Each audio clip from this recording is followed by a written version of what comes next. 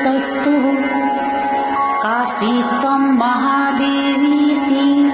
सा ब्रवीत् अहं ब्रह्मस्वरूपिणी मत्तः प्रकृतिपुरुषात्मकं जगत् शून्यं चाशून्यं च अहमानन्दानानन्दो अहं विज्ञानाविज्ञानी अहं ब्रह्मा ब्रह्मणि अहं ब्रह्मा ब्रह्मणि द्वे ब्रह्मणि वेदितव्ये इति चाथर्वणी श्रुतिः अहं पञ्चभूतानि अहं पञ्चतन्मात्राणि अहम् अखिलं जगत् वेदोऽहमवेदोऽहं विद्याहमविद्याहम्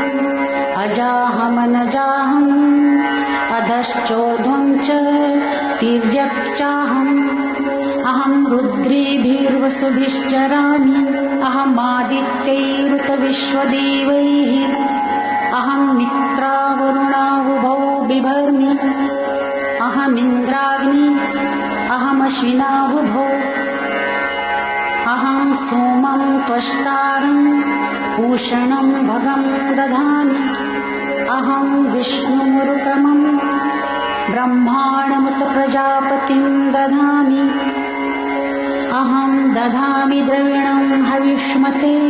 सुप्राव्ये यजमानाय सुव्रते अहं राज्ञी संगमनी वसूनां चिकितुषी प्रथमा यज्ञ